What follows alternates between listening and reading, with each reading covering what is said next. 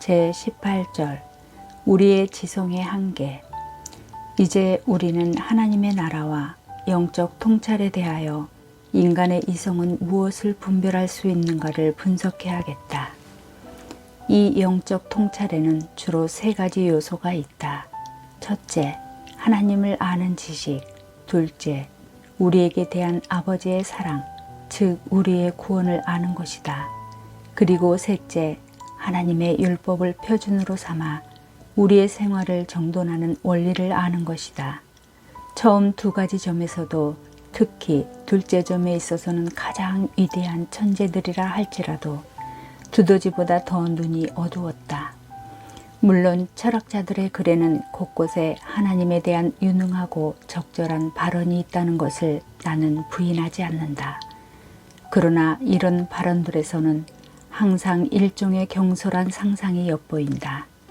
위에서 말한 것과 같이 참으로 주께서는 그들에게 자기의 신성을 조금 맛보게 하심으로써 그들이 무지를 구실로 자기들의 불경건을 숨길 수 없게 만드셨다. 또 어떤 때에는 그들이 어떤 고백을 하게 만드시고 그런 고백을 함으로써 스스로 고침을 받게 하셨다. 그러나 그들은 그 관찰 태도로 인하여 사물을 보아도 진리로 향하지 못했으며 진리에 도달할 수는 더욱 없었다. 그들이 어두운 밤에 들판을 걸어가는 사람과 같아서 번갯불이 사라지고 다시금 그는 밤의 암흑 속에 빠진다. 빛의 도움으로 길의 방향을 잡을 수는 더욱 없다. 뿐만 아니라 그들은 그 저술의 여기저기에 진리의 작은 물방울을 몇 개 떨어뜨리는 수가 있더라도 그것을 더럽혔다. 요컨대 그들은 우리들에 대한 하나님의 은혜를 확실하게 느낀 일조차 없다. 그러므로 사람의 이성은 이 진리 즉 진정한 하나님은 누구신가? 또 그는 우리들에 대해서 어떤 종류의 하나님이 되려고 하시는가? 이와 같은 물음을 이해하는 진리에 접근하거나 또는 접근하려고 노력하거나 심지어는 이 진리를 목표로 삼는 일조차 하지 않는다. 제19절 요한복음 1장 4절에서 5절 인간의 영적 맹점. 그러나 우리는 자기 자신의 통찰력에 대한 그릇된 생각에 취해 거룩한 일에 대한 우리의 통찰력이 전혀 맹목적이고 어리석다는 사실을 인정하는 것을 극도로 싫어한다. 따라서 이 사실을 증명하는 데는 우리의 논의보다 성경의 증언을 사용하는 것이 보다 효과적이다. 내가 얼마 전에 인용한 구절에서 요한은 이 점을 아주 훌륭하게 가르친다. 그 안에 생명이 있었으니 이 생명은 사람들의 빛이라. 빛이 어두움에 비치되 어두움이 깨닫지 못하더라. 인간의 영혼에는 하나님의 찬란한 광명이 비추기 때문에 작은 불꽃이나 적어도 불똥이 없을 때가 없으며 이런 조명이 있는데도 인간의 영혼은 하나님을 깨닫지 못한다고 요한은 가르치고 있는 것이다. 이것은 무슨 까닭인가? 하나님에 대한 지식에 관하여서는 사람의 예리한 지성은 맹목적일 뿐이다. 성령께서 사람들을 어두움이라고 부르시는 것은 사람에게 영적인 이해력이 없다는 뜻이다. 그러므로 그리스도를 받아들이는 사람들은 혈통으로나 육적으로나 사람의 뜻으로 나지 아니하고 오직 하나님께로부터 난 자들이라고 한다. 이 말씀은 육은 하나님의 영으로부터 빛을 받지 않고는 하나님과 하나님의 일을 생각할 만한 지혜를 가질 수 없다는 뜻이다. 베드로가 그리스도를 알아보았다는 사실은 하나님 아버지의 특별한 계시였던 것이다. 제20절 하나님을 아는 지식은 하나님께서 알려주시기 때문에 인간이 갖게 된다. 하늘에 계신 아버지께서 그 택하신 사람들에게 중생의 영을 통해서 주시는 것은 모두 우리의 본성에는 없는 것이며 이것은 부인할 수 없는 사실이다. 만일 우리가 이 사실을 믿는다면 우리는 어떤 의심도 생각할 이유가 없는 것이다. 왜냐하면 신자들은 예언자들을 따라 대저 생명의 원천이 주께 있사오니 주의 광명 중에 우리가 광명을 보리이다 라고 말하기 때문이다. 성령으로 아니하고는 누구든지 예수를 주시라 할 수 없느니라. 사도 바울의 이 확언 또한 같은 뜻이다. 세례 요한은 제자들이 놀라는 것을 보고 만일 하늘에서 주신 바 아니면 사람이 아무것도 받을 수 없느니라고 외쳤다. 요한이 은사라고 하는 것은 자연이 주는 일반적인 천품이 아니고 특별한 조명이다. 모세까지도 백성들의 건망증을 비난하면서 하나님에게서 은사를 받지 않으면 사람은 하나님의 신비를 알 수 없다고 한다. 이적과 큰 기사를 네가 목도하였느니라. 그러나 깨닫는 마음과 보는 눈과 듣는 귀는 오늘날까지 여호와께서 너희에게 주시지 아니하셨느니라. 만약 하나님의 행사를 보는 일에서 우리는 장애라고 그가 말한다면 이 이상 더 표현할 무엇이 있겠는가. 그렇기 때문에 주께서는 예언자를 통하여 이스라엘 백성에게 하나님을 아는 마음을 주시겠다고 약속하시며 이것을 특별한 은총이라고 하신다. 분명히 이것은 인간의 마음은 하나님께서 비춰주셔야만 영적 지혜를 얻을 수 있다는 뜻이다. 그리스도께서 스스로 이 점을 인정하셔서 나를 보내신 아버지께서 이끌지 아니하면 아무라도 내게 올 수 없느니라고 말씀하셨다.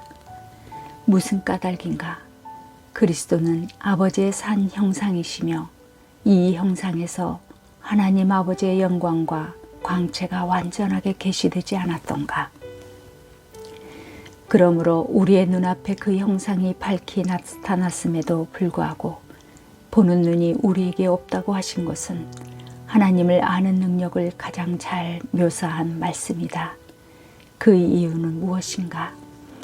그리스도께서 땅에 내려오신 것은 인간들에게 아버지의 뜻을 계시하시려는 목적이 아니었던가? 그리고 그는 그의 사명을 충실히 다하시지 않았는가? 분명히 다하셨다. 그러나 성령께서 우리의 내면적 스승이 되어 우리의 마음을 인도하시지 않는다면 아무리 그리스도를 전파하더라도 아무런 소득이 없다. 그러므로 하나님 아버지의 음성을 듣고 아버지께로부터 배운 사람들만이 그리스도께로 온다. 이것은 어떤 종류의 들음과 배움인가? 물론 성령께서 놀랍고 특별한 능력으로 우리의 귀를 듣게 만들며 우리의 마음을 이해하게 만드시는 것이다. 또 그리스도께서는 이사야의 예언을 인용하셔서 이것은 신기한 일이 아니다고 밝히신다. 교회의 갱신을 약속하실 때 그는 구원을 위해 모으신 사람들은 하나님의 가르치심을 받으리라고 가르치신다. 하나님께서 그의 택하심을 받는 사람들에 대하여 어떤 특별한 일을 예언하신다면 불신자들과 세속의 사람들도 함께 참여하는 교훈에 대해 말씀하시는 것이 아님이 분명하다. 그러므로 성령의 비추심을 받아 마음이 새로워진 사람들의 앞에만 하나님의 나라로 가는 길이 열린다. 바울은 이 문제를 진실하게 논의하고 누구보다도 분명하게 말한다. 모든 인간적인 지혜의 미련함과 허무함을 공격하여 철저하게 분쇄한 다음 그는 단정한다. 육에 속한 사람은 하나님의 성령의 일을 받지 못하나니 이런 일은 영적으로라야 분별함이니라. 누구를 육에 속한 사람이라고 했는가? 자연의 광명을 의지하는 사람이다. 하나님의 영적 신비를 전혀 깨닫지 못하는 사람이다. 왜 그런가? 나태하여 그 신비를 무시하기 때문인가? 그렇지 않다. 이런 일은 영적으로라야 분별할 수 있기 때문이다. 그러기 때문에 인간이 아무리 노력해도 전혀 이해할 수 없다. 이것은 무슨 뜻인가? 이 신비들은 사람이 통찰할 수 없도록 깊이 숨겨졌기 때문에 오직 성령의 계시에 의해서만 나타난다. 따라서 하나님의 영께서 비추시지 않으면 신비는 미련한 것으로 인정된다. 그러나 바울은 앞에서 하나님이 자기를 사랑하는 자들을 위하여 예비하신 모든 것은 눈과 귀와 마음의 능력을 초월한다고 찬양했다. 참으로 그는 사람의 지혜를 휘장에 비교하고 이것이 마음을 가려 하나님을 보지 못하게 만든다고 한다. 그러면 어떻게 되는가? 하나님께서 이 세상의 지혜를 미련케 하셨다고 사도는 선언한다. 아직도 우리는 이 세상의 지혜에 예리한 통찰력이 있다고 주장할 것인가? 그것에 의해서 사람이 하나님과 하늘나라의 비밀한 곳에 도달할 수 있다고 생각할 것인가? 그런 광적인 생각을 버려야 한다. 제21절 성령의 빛이 없으면 모든 것은 암흑이다. 따라서 바울은 여기서 사람에게 없다고 한 것을 다른 곳에서는 기도의 형식으로 오직 하나님께만 돌린다. 하나님 영광의 아버지께서 지혜와 계시의 정신을 너희에게 주사 그리고 구하노라고 기도했다. 이제 우리는 모든 지혜와 계시는 하나님의 선물이란 것을 듣는다. 바울은 또 무슨 말을 하고 있는가? 너희 마음의 눈을 밝히사라고 한다. 그들에게 새로운 계시가 필요하다면 그들 자신은 눈이 먼 것이 확실하다. 다음에는 그의 부르심의 소망이 무엇이며 너희로 알게 하시기를 구하노라고 운운한다. 사람의 마음은 자기의 소명을 알만한 이해력이 없다는 사실을 사도 바울은 인정한다. 다윗에게는 율법이 있었으며 거기에는 필요한 모든 지혜가 있었다. 그러나 그것으로 만족하지 않고 그는 주의 법에 기이한 것을 보게 하셔서 자기의 눈을 열어주시기를 기원한다. 분명히 그의 이 말은 빛들의 아버지라고 하는 분이 눈을 뜨게 하시거나 열어주시지 않는다면 인간은 그 어떤 말씀의 혜택도 받지 못한다는 뜻이다. 성령께서 그 빛을 비추시지 않는 모든 곳은 암흑이기 때문이다. 이런 의미에서 사도들은 가장 훌륭하신 선생으로부터 충분히 올바른 교육을 받았다. 그러나 그들이 이미 받은 교훈을 그들의 마음속에 가르칠 진리의 영이 필요하지 않았다면 그 선생은 성령을 기다리라고 명령하시지 않았을 것이다. 하나님께 구하는 것이 우리에게 없다는 것을 우리가 고백하며 하나님께서 그것을 약속하심으로써 그 결핍을 증명하신다면 하나님의 은총의 조명을 받아야만 하나님의 신비를 이해할 수 있다. 이제 누구든지 이것을 서슴없이 인정해야 한다. 오늘의 기도. 성령께서 우리의 무지를 아십니다. 성경을 보아도 성령께서 깨달음을 주셔야 하며 그때서야 우리는 믿음으로 확신할 수 있게 됩니다.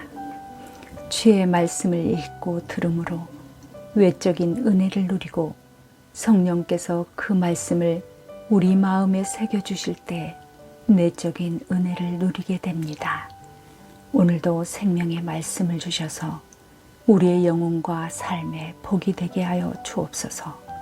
주 예수 그리스도의 이름으로 기도하옵나이다. 아멘.